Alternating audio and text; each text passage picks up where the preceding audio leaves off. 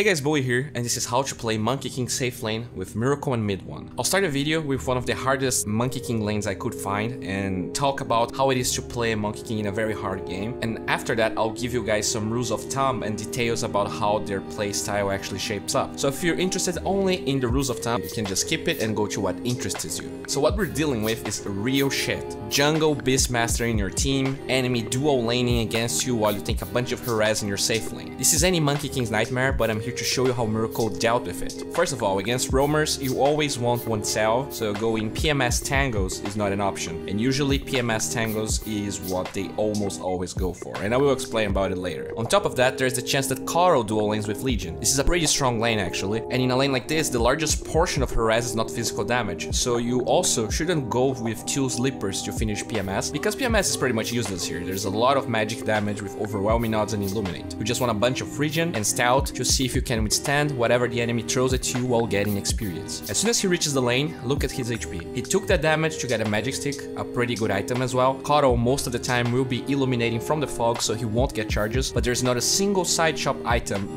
that's worth 200 gold that would offer him more survivability. In this particular lane setup, Lich and Monkey King make use of a huge power spike on the perfect timing. Unless you severely misplay, the Lich and core lane will have level 2 before the enemy dual lane, and in this scenario, there's skill potential. Not only he chooses the right time to go in, he uses LC as the means to get jingle stacks, but dives the obviously squishier target, kotl, giving Saksa first blood. While that might seem great, the kill doesn't win them the lane at all. kotl is back and full of mana, harassing him to the ground. We see another great play coming from him. Usually, committing boundless strike like this against a tanky and fat offlaner like Legion wouldn't yield him a kill. Miracle though knows that he's very close to level 4, and by accelerating that just a little bit by killing the range creep but saving some of the stacks, while also buying Orb of Venom in the side shop and learning 3 dance at level 4, he's able to slow Legion. By the way, all of this is only possible because before he even started to get 4 jingle stacks, he clicked on Legion, seeing that she had no mana and no mana regen. As I was saying, this is a great way of getting unexpected kills, even though most of the time players just go for 202 skill build wise, since the offlaner wouldn't be even allowed in a lane if this was a 1 versus 1. In this game though, since he got contested, he found a way to get the kill regardless. I want to point out that in this lane, Miracle fared himself 2 extra salves, tangles, raindrops, so that he never went back to base, and this is what you need to learn against very hard lanes. This hero thrives in experience, and you never want to be pressured out of your tower. You don't want to be very low in HP, getting less hit, super afraid. You're all about being able to get kills, even if you only have boots and Orb of Venom. But if the enemy team is out-leveling you, this gets harder. So this is why you actually want to spend your gold and stay in the lane, because eventually you will have kill potential. In all honesty, I'm pretty sure he would lose this lane without Lich helping him, but even then, you saw how much room for error and planning went in surviving this lane and actually getting kills on top of it. It doesn't end here, by the way, since Miracle gets an alternative path to the one who would have ended up in him being illuminated in the face. He has enough range to start proccing Jingle on Legion. All of this is possible and safer by the raindrops, by the way. Afterwards, since Dire didn't respect the higher level Monkey King, he is able again to use Legion as a means to kill kotl, since he learned 3 dance. Now keep watching because this gets even crazier. Miracle has only 1 jingle stack, but since he used Boundless Strike as soon as he got it, this means he has time to cast Boundless Strike again.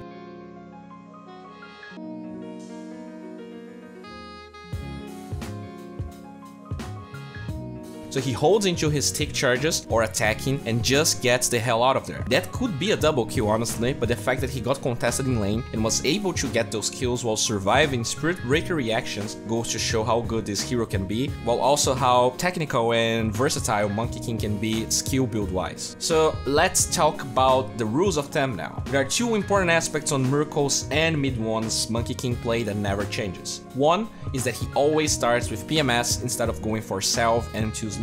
Kinda like Bloodseeker, this hero almost always can regen in a lane by attacking the offlaner. You can go salve if you feel like the enemy will aggro you or dual lane, but it feels like Miracle never changes that aspect of his play unless you have a situation like the game I just showed you. With that build, we can even see Midone going aggressive against the enemy bounty here. With that lineup, it's clear they stand no chance to a PMS Monkey King, whereas if he had 2 slippers, Dire could actually kill him. The second aspect that never changes is power threads being the selected boots. The reason most people go for face boots boots in my opinion is that since most people can't play against Monkey King or they just don't understand, they just keep going back to the lane and dying repeatedly because you can chase them. That's great, but since I've been spamming the hero, what happens is that in the mid and late game, phase boots doesn't really matter at all. The fights you will be taking will consist of you versus the enemy carry or mid, and the extra attack speed to keep proccing Jingu more often than not is more important. Let's not forget about thread switching, and he can actually thread switch with all of his skills. Even with Echo Saber against a lot of burst, you can't make use of Jingu more than once in most fights if you have phase boots, and that's why I feel like with no exception, these players go threads instead of phase. In this Beastmaster clip for instance, you can see mid 1 dive in Beastmaster. After a couple of levels, you're going to have 3 dance at your disposal, which means that phase boots is not really that big of a deal actually. One interesting thing you can see from these players is that in situations like this one, where a big creep wave is pushing towards their tower, they use mischief to take less damage from creeps chasing you. In this clip where Beastmaster misplays a little bit and mid 1 procs Jingu, you can see that mid 1 is able to make the creeps go past him, allowing him to zone Beastmaster out of the pool that AA attempted without taking damage as well.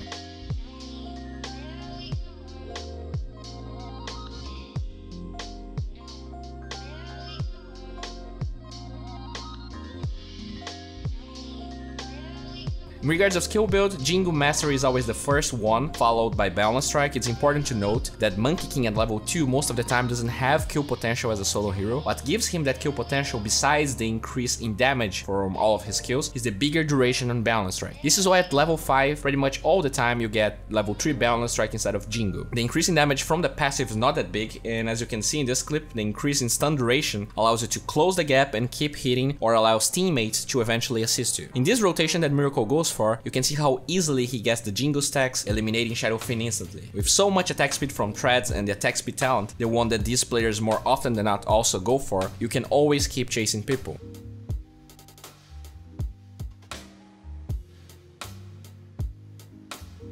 With Orb of Venom, a hero needs to be above 400 move speed to be faster than you, and that's not even considering the fact that you have Primal Spring at your disposal, and since you attack so fast and have so much attack range for a melee hero, you will be able to stay on top of them anyways. As you can see, if they are too far away, you can always use 3 dance and they get 3 kills out of it. One of the most common mistakes of Monkey King players in my opinion is finishing Echo or whatever first item they go for, and then carelessly start trying to dive people like they did in the early game. With pretty much no exception, mid 1 and Miracle farmed for most of the time between 9 and 18 minutes. They would always show up into fights that were happening close to them or where they can TP to, but you don't want to be the one initiating them unless this is a pickoff and you know that the enemy is alone. This hero is the god of 1 versus 1s, but honestly, he's quite bad at team fights if all the enemy team is reacting to you instead of reacting to all of your team. He has no escape when he takes damage, so you're better off increasing your farm, even though he farms kinda slowly compared to other heroes, while you punish the enemy team when possible. Look at this clip. Shadow Shaman and Miracle are pushing tier 1 bottom, and after they take it, even though he has ult, he's top of the net worth and his Shadow Shaman holds an enemy, he doesn't go for the ult play. This hero doesn't want to engage in situations like this one, where there are not a lot of allies and some way to the enemy team to get there. For a lot of time after that, he mainly tried to find an opening while Dire took his tier 1, and only when Clock is alone here he goes for the ult kill. A very safe play considering Clock's level. They never got vision of Clinks after they took tier 1, so he would rather go for the safe play than after jumping Clock dying to Clinks, since he can't ult against battery assault. My point here is, this hero can dive tier 2s at 8 minutes, but don't let that get over your head. Get your farm, go for very safe pickoffs that won't become team fights, and only join fights that already started. In this other clip, now with Echo Saber completed, Monkey King can go for the same play, since during his journey to that part of the map, he spots Doom, SF, and Silencer. This time, since he has Dust, look how he can get the same kill without ulting, even though now Clock is level 6, while he was level 5 in the other clip. He jumps in already clicking on Clock, he gets 2 hits, Balance Strike is the third one, and the stun duration is enough for him to proc Jingu without Clockwork even reacting. In a situation like this one, he's not afraid of a solo Clinks, not only because he has Dust, but because he's positive he can get the lifesteal with the stun duration. Since he went for threads, make sure to thread switch whenever you use Primal Spring, Wukong's command, and TPs, and whether you went Battle Fury or Echo Saber, you will have decent mana sustain to even actually farm with Primal Spring. When we're talking mid-game teamfights, this is the optimal way you want to start one. As a Monkey King, you want the attention of the fight not in you at the beginning. This hero, even if very farmed, can be burst down quite easily, especially against all this Venomancer Necrophos meta. Another thing to focus on is making sure to balance strike multiple heroes in teamfights, preferably heroes and creep waves at the same time when you have 4 Jingu stacks. In this clip, mid 1 gets the kill and survives because he got lucky to have the creep wave there, but this type of play is what makes this hero strong.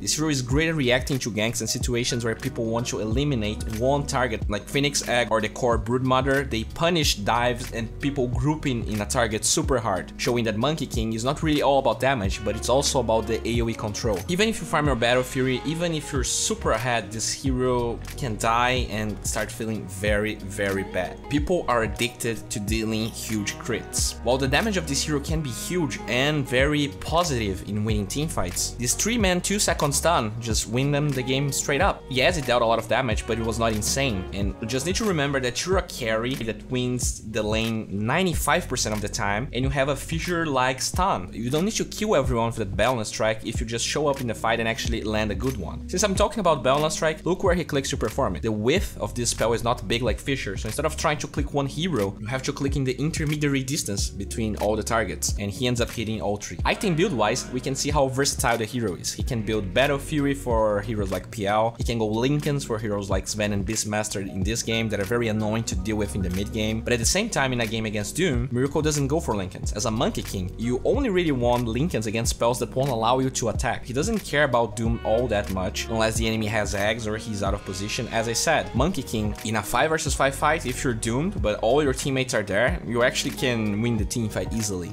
Unlike a Sven, that if he gets doomed before he actually ults, he's completely useless. Monkey King has low armor, so Aquila not only helps you push your T1 faster, since most of the time the offlaner will not be able to defend it alone. In the laning stage, so you're getting some push, some armor, that's great. In the laning stage, the decision to go Boots or Orb of Venom first is usually related to the offlaner's base move speed. For instance, in this game against an Earthshaker that kept blocking the creeps, going Orb of Venom first makes little sense, because he will pretty much never have enough creep equilibrium to even start chasing him, and more importantly, without Boots, he can't easily get the first Orb of Venom proc on that Earthshaker that has Boots. In this other lane, where mid one gets first blood, he goes instantly for the Boots, since it's always superior to Orb of Venom. Beastmaster, on the other hand, has pretty much the same move speed mid 1 has. Unlike Earthshaker in that other lane, Beastmaster can't block creeps and has no boots going for the lane, so Orb of Venom makes perfect sense, especially because he has one partner in lane to maybe get kills. After Threads and Aquila, we see that there's a big spectrum of items to choose from. In that Beastmaster game, even though he had Diffusal Blade selected, he goes for Lincoln Sphere. There's not a big amount of targeted spells on Dire, with all of those being super good against Monkey King. Sven and Beastmaster will get Blink Daggers eventually, and he really needs a way to deal with that. Miracle tends to go for the Battle Fury build more often than not, even if he's not against Illusion heroes. That being said though, in this game, where he had a successfully run offlane Huskar, he decides to go for a faster item build with his Echo Saber. I guess going Battle Fury is fine in a game where there's only 1 or 2 cores and you had an okay laning stage. Just don't play this hero as anti-mage if you're behind, because it feels ultra underwhelming. In games where Miracle goes Battle Fury but at the same time the enemy has a lot of magic damage, he sometimes goes for early Hood after it. This makes him pretty bulky while also preserving his BKB duration for the late game, and it also gives him enough HP regen to actually take ancient stacks without having to go back to base, which I guess is okay. Well guys, this wraps up for today. If you enjoyed this video, please give it a thumbs up. If you want to see the extended version of this video, please check the link in the description. Plugin is a platform that has been supporting this channel ever since its beginning. Those guys are great. They actually launched Oracle. This is kind of a dota buff tool that analyzes all your stats, and it's gonna help you pinpoint what are your weaknesses and strengths as a player. It's gonna compare you with your own MMR, the MMR above you, and hopefully with that data you can actually set up yourself to get better at Dota.